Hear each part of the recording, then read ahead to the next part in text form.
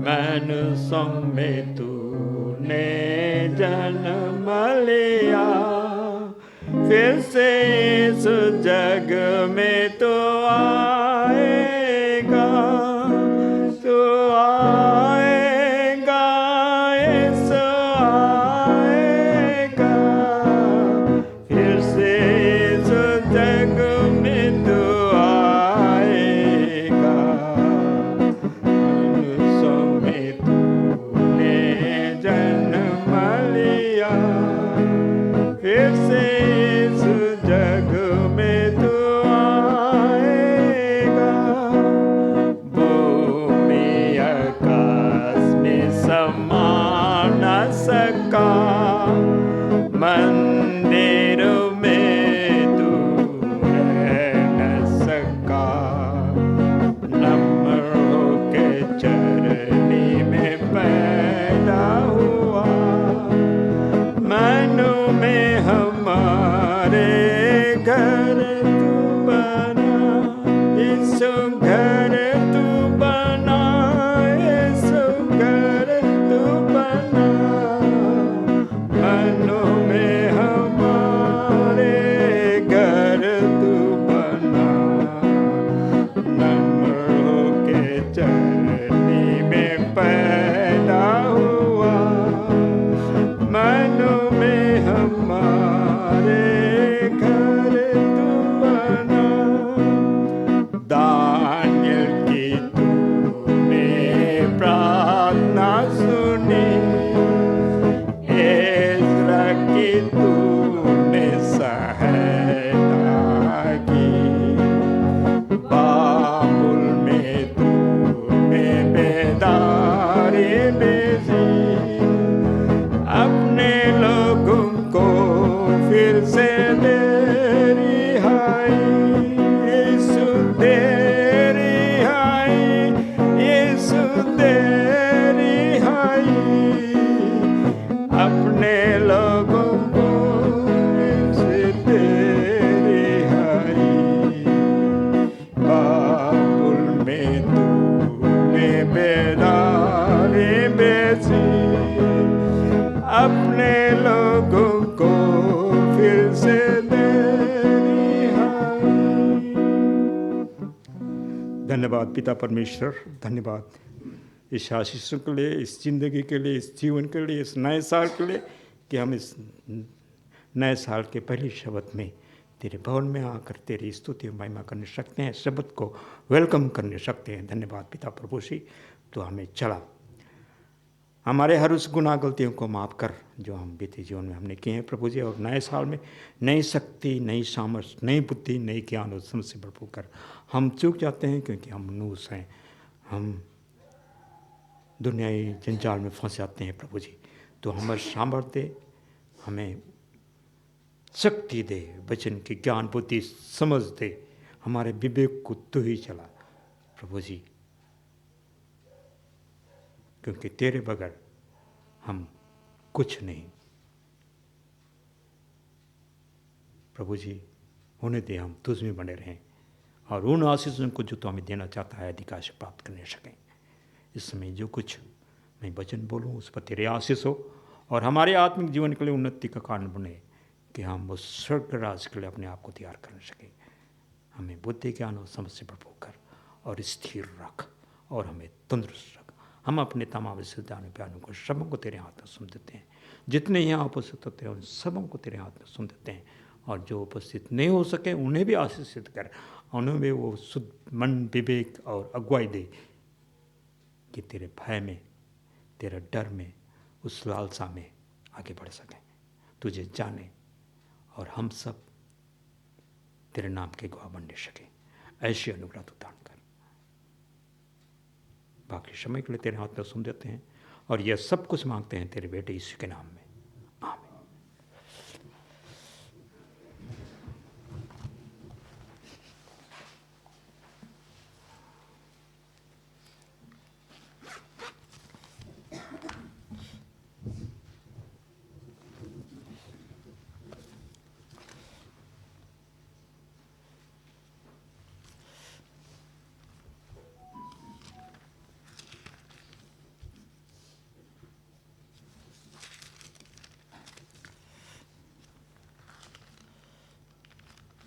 ज़्यादा समय ना लेते हुए मैं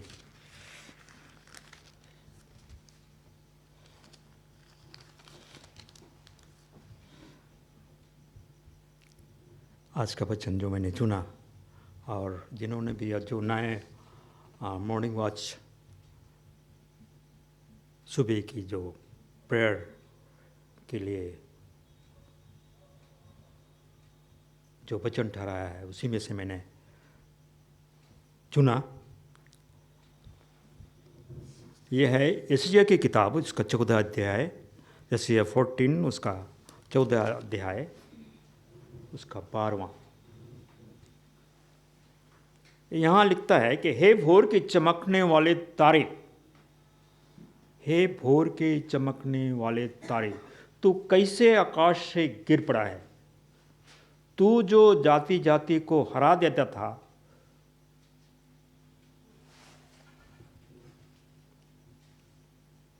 तो अब कैसे काट कर भूमि पर गिराया गया है।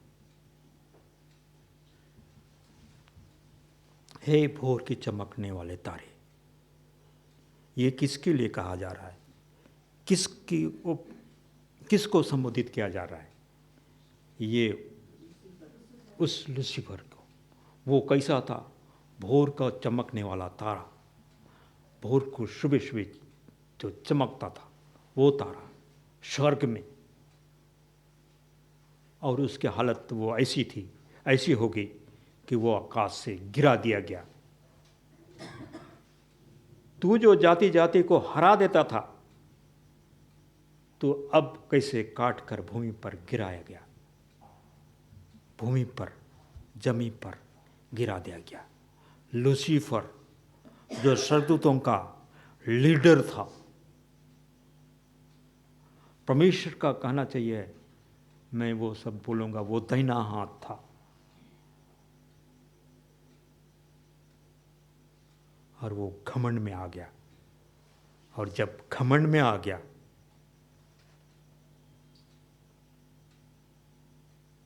तब उसको वार्निंग मिली होगी।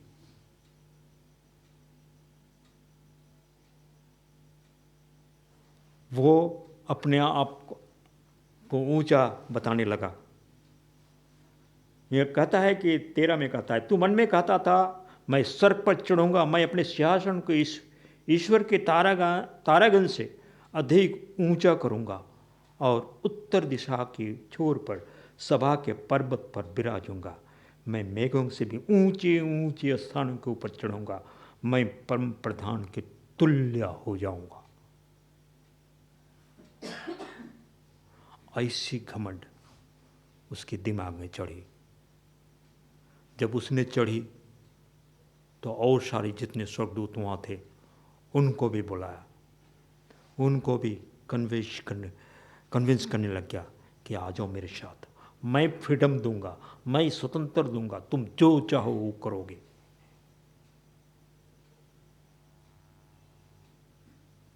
लेकिन जो अच्छे जो स्वर्गदूत थे, उन्होंने कहा उसको, क्या बात करते हो, जिस पोस्ट पे हो, भोर का तारा, सुधर जाओ, ऐसा काम ना करो, ऐसा काम ना करो। उसको बार बार समझाया गया, बार बार समझाया गया, लेकिन बहुत सारे एंजल्स उसके साथ हो गए। उसने अपनी पार्टी बना ली। परमेश्वर बार बार मौका दिया उसको, नहीं माना, और आखिर परमेश्वर नहीं चाहता था कि वो धरती पर गिरा दिया जाए।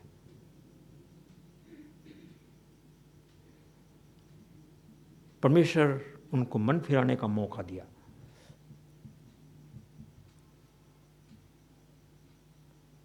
आज इस धरती पर शैतान का काम जोरों से चल रहा है। 1/3 कहने से 3 हिस्सा में 1 हिस्सा उनका और 2 हिस्सा स्वर्गदूतों का अच्छे स्वर्गदूतों का जो परमेश्वर के साथ हैं।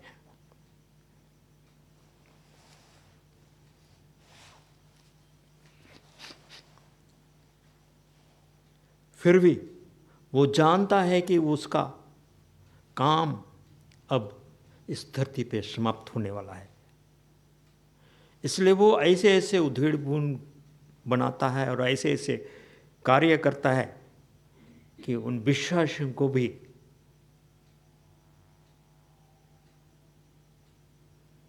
जो रोज परमेश्वर के वचन को सुनते हैं, सुनाते हैं, सिखाते हैं, खुद सीखते भी हैं, उनको भी भरमा देने का वो यत्न करता है। हम ट्रेन में आ रहे थे तो यूट्यूब में देख रहे थे, एक पास्टर, कॉफिन बॉक्स है, उसमें मुर्दा पड़ा हुआ है। पास्टर आया और जब रो रहे थे सबको शांत किया और पैर की तरफ आया और वो अपना जो लैंग्वेज है, अजीबोगरीब लैंग्वेज वो उच्चारण करते हैं, उसको केवल वही लोग समझता है, दूसरा तो कोई समझता ही नहीं। उसने पैर की तरफ आया और उसको जैसे हिलाया और वो मुर्दा सीधा खड़ा हो गया, उठ के बैठ गया। फिर उसको बाहर निकाला गया और जो उसकी मीटिंग चल रही थी वहाँ पे वो चल रहा था और वो बेहोशी में ही था, लेकिन वो चल रहा था। तो लोगों को देखने में ऐसा लगता है कि ये परमेश्वर का काम हो रहा है, तो एक विश्वासी को कैसा लगेगा? एक मुर्दा जीव सकता है? बाइबल साफ बताती है कि मुर्दे भी को भी जिलाए जाएंगे, ऐसा चमत्कार होगा। मगर परमेश्वर का वचन का क्या कहता है? सभोपदेशक जैसे हम पढ़ते हैं सुलेमान, क्योंकि सब कुछ व्यर्थ है, सब कुछ व्यर्थ है, केवल एक बात है, परमेश्वर की आज्ञा मानना। और जब परमेश्वर की आज्ञा की बात होती है तो सारा मसीही गण जितने भी चर्चेस हैं,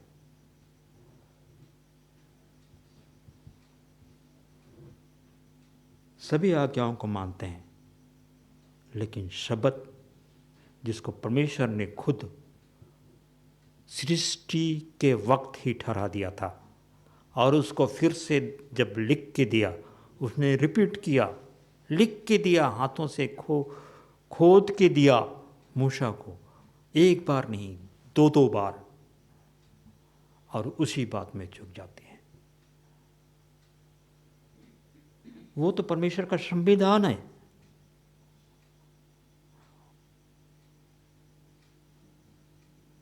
जब हम अपने आप को समर्पण कर देते हैं कि परमेश्वर की आज्ञा मानना जरूरी है और परमेश्वर की आज्ञा मानना जरूरी है, तो शब्द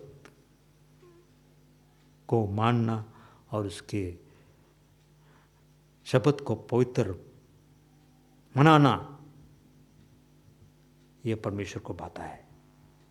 और जब हम शब्द को नकारते हैं, हम उसको अपने तरीके से परमेश्वर की उपासना करना चाहते हैं, तो परमेश्वर नहीं चाहता कि मनुष्य अपने तरीके से उसकी उपासना करे।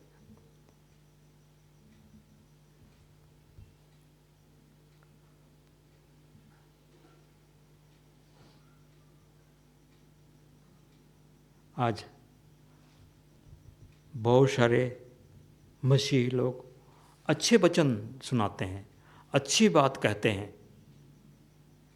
उनका रहन सहन पहरावा भी अच्छा लगता है, लेकिन अगर शब्द की बात कहें तो वो अगर शब्द से शुरुआत करो तो वे शब्द की बात जहाँ कहो तो वो बिगड़ जाते हैं। अब मुझे बहुत अच्छा लगा, हम कोटे में गए थे तो हिंदी चर्च चले गए हम, वहाँ से शब्द का फर्स्ट हिस्सा हमने अटेंड किया इंग्लिश वाला में, फिर हम चले गए वहाँ हिंदी वाला में, क्योंकि हमारे साथ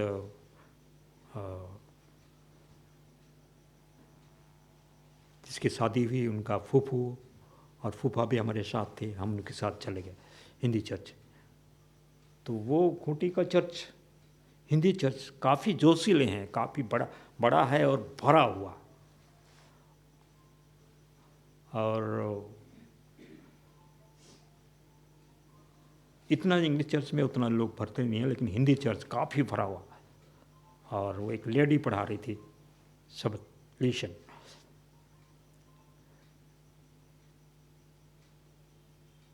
तो जो हमारे साथ जो बैठे हुए थे, तो शब्द जैसे लेशन ख़त्म होता है, वो लेडी पढ़ा रही थी, ख़त्म होता है तो वो किताब रखा हुआ था, मिसेस ने रखी थी, तो वो भाई ने उसने उस किताब को उठाया, बोलता है ये किताब कहाँ से मिलेगा। मिसेस बोली कि ये तो हमारे चर्च में मिलता है। उसको खोल के देखा, उसको अच्छा लगा, तो मिसेस उसको सांत्वना दे कि नेक्स्ट टाइम आपको भी, आपके लिए भी ला देंगे। बोले नहीं, हाँ ठीक है, ज़रूर ला दीजिएगा। तो बोले ये पुराना है, आप रख लो। उसने बड़े खुशी खुशी रख लिया। कहने का मतलब, जब विश्वास सुनने से होता है, जब ऐसा मौका मिलता है उनको, तो वो उन्हें बहुत ही अच्छा लगता है और वो चीज़ को जानने की इच्छा होती है, जबकि वो खुद ही प्रचार करता है। लेकिन क्या कमी थी, उसे क्यों अच्छा लगा? तो शब्द लेशन जो वचन जो सही सही ढंग से अगर पेश की जाए तो हर के दिल में वो चुभ जाता है, लग जाता है, और उसकी जिज्ञासा होती है कि हम उसके विषय जानें।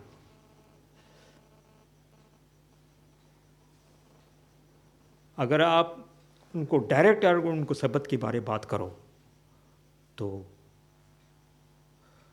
फिर वो दूसरे तरीके, मैंने उसका उनका दिमाग दूसरे तरीके से काम करता है।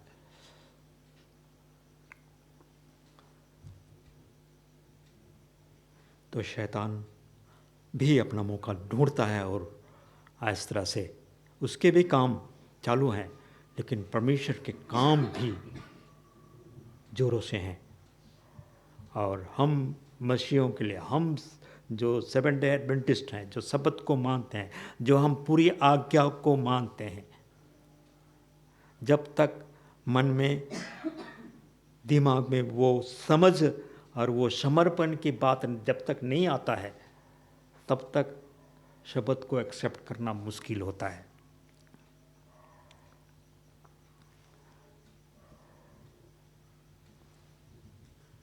इसलिए हम हर एक का काम है कि जब भी ऐसा मौका मिले हम उनको दावत दें। अगर उनको कहो चलो हमारे साथ चर्च में, अगर वो उनकी जब जिज्ञासा होती है तब वो अगर उनको इनवाइट करते हैं तो आ जाएंगे। लेकिन अगर उनको डायरेक्ट अगर हम उनको प्रीच करने की कोशिश करेंगे फिर वो सुनने को तैयार नहीं होते हैं। और परमेश्वर एंजल डबल हैं, शैतानी जो एंजल हैं, बुरे एंजल हैं, वो जहाँ एक शैतान एक काम करता है, एक स्वर्गदूत, बुरा स्वर्गदूत एक स्वर्गदूत काम करता है, वहाँ डबल स्वर्गदूत हमारे साथ होता है जो हमारी रक्षा करता है। तो हम परमेश्वर को धन्यवाद देते हैं। हम इसी छोटे वचन के साथ मैं अपना अंत करूँगा कि परमेश्वर हम सबको हमारे मन, विवेक, सोच, समझ, विचारों की रखवाली करें और हम उन जो दूसरे मसीह हैं, उनके लिए गवाह का कान बन सके। परमेश्वर हम सबको अगुवाई करे, सहायता करे, मदद करे और इस वचन पर अधिकाई से आशीष दे। आमीन।